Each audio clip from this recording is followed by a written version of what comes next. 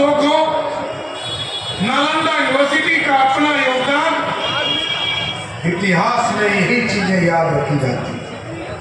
और एकदम अस्वस्थ रहिए, जिस तरह सम्राट अशोक को, चंद्रगुप्त को, नालंदा यूनिवर्सिटी को, राजगीर को,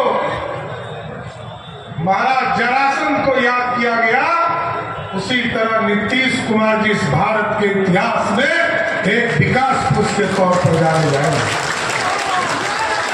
और साथियों, एक एकदम स्पष्ट रहिए, यह गठबंधन को याद नहीं हुआ।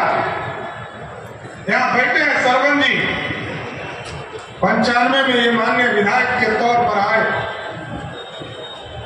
1996 से जनता दल यूनाइटेड तो समता पार्टी था और भारतीय जनता पार्टी का गठबंधन है।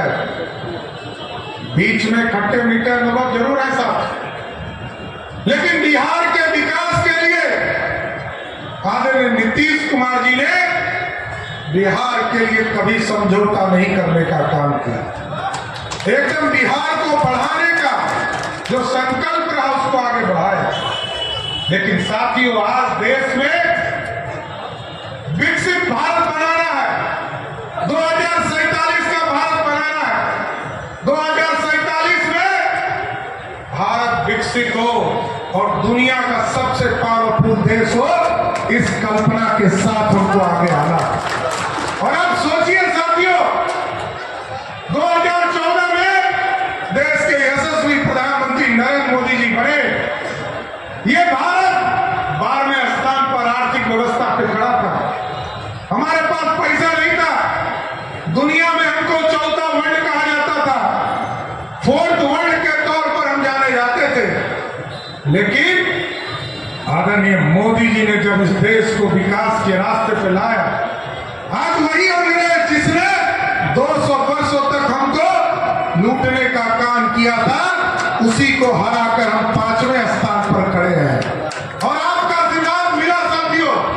और यहां से कौशलेंद्र जी जब तीर छाप के निशान पर 1 तारीख को मतदान करेंगे, तो मोदी जी की गारंटी है 5वें स्थान से उठाकर 3रे स्थान पर लाने का काम किया गया। दुनिया का सबसे ताकतवर देश बनाना है। याद कीजिए साथियों, इतिहास में पढ़ते थे, जब चंद्रगुप्त के राज में जब इस भारत का, अखंड भारत का सपना साकार हुआ, मौर्य डायनेस्टी थी, तो इस देश को गोल्डन एरा, स्वर्णिम काल कहा गया।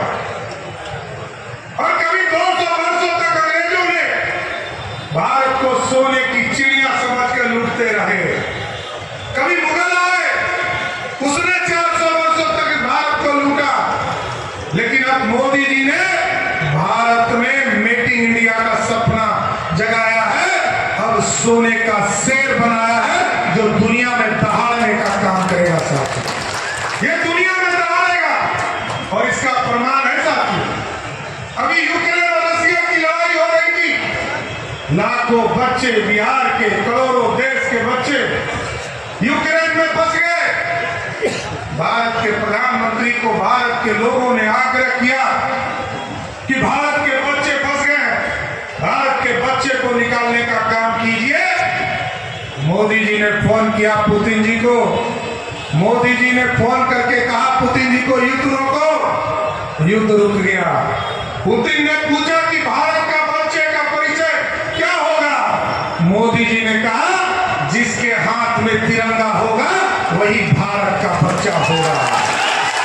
यह भारत की ताकत साथियों। और आज भारत के साथ साथ हिंदुस्तान के बच्चे तो निकले ही, साथ में पाकिस्तान और बांग्लादेश के भी बच्चे निकल गए। यह है ताकत साथियों। और आदरणीय नीतीश कुमार जी के नेतृत्व में 2005 से बिहार में सरकार चल रही है साथियों। और आपको याद होगा, जब चुनाव आता है तो लालू जी जगते हैं और कहते हैं आरक्षण खतरे में है, आरक्षण खत्म हो जाएगा, संविधान खतरे में है। चुनाव खत्म होता है, सब आरक्षण उनका समाप्त हो जाता है। लेकिन जब चुनाव आता है तो लालू जी को जरूर याद आता है, इसके लिए धन्यवाद देता हूं। लेकिन आप याद कीजिए साथियों, 2001 में 2002 में मुखिया और नगर निकाय का चुनाव हुआ, कोई आरक्षण नहीं था। 1990 से लेकर 2005 तक बिहार में राष्ट्रीय जनता दल और जनता दल की सरकार चली। न पिछड़े को, न दलित को, न महिलाओं को आरक्षण था।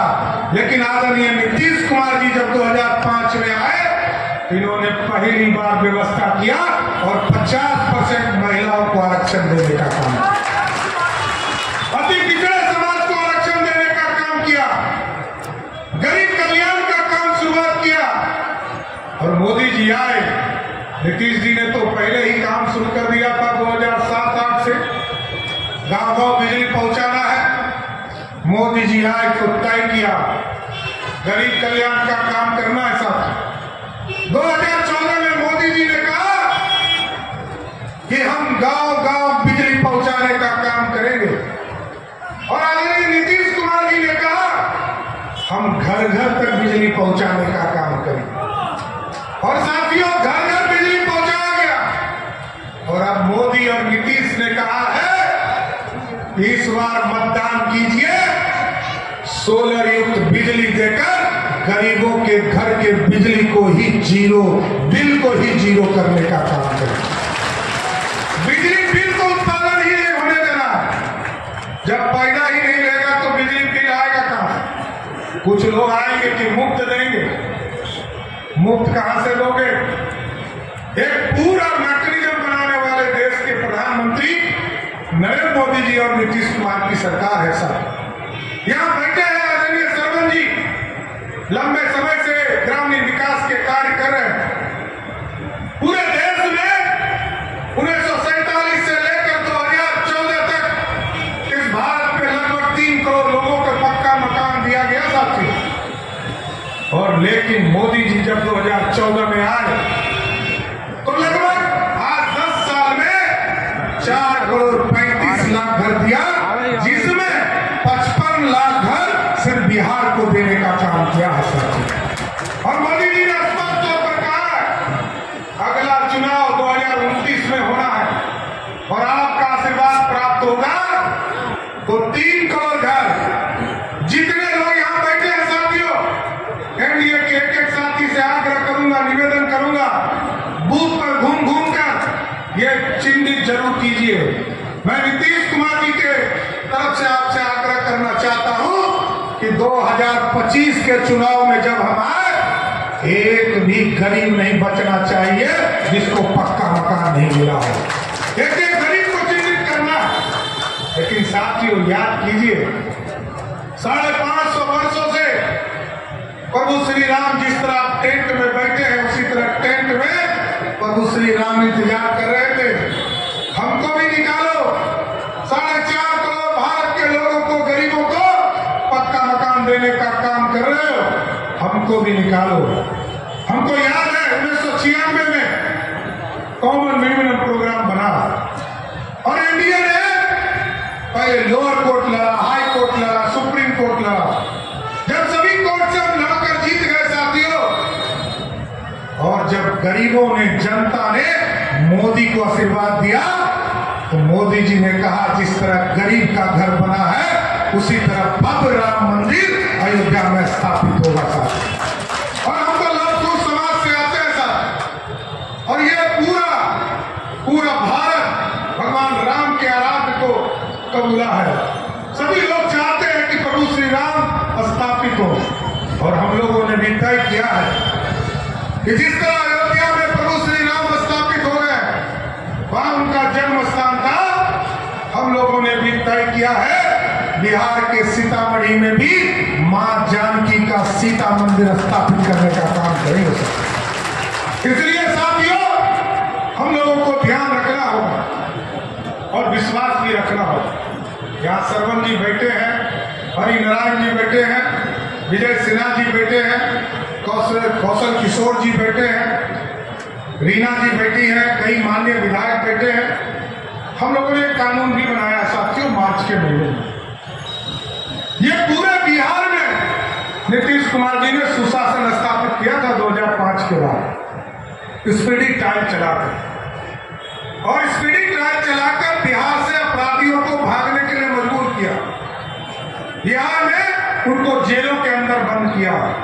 इस बार भी हम लोग एक कानून लेकर आए और सभी जिलाधिकारी को हम लोगों ने निर्देशित किया, आरक्षी अधीक्षक को निर्देशित किया, ये जो जिला में के अंदर बालू माफिया, शराब माफिया और जमीन माफिया, इसको चिन्हित कीजिए, या तो इसको बिहार शरीफ के जेल में बंद करूंगा, नहीं तो बिहार छोड़कर उसको झारखंड भागना पड़ेगा।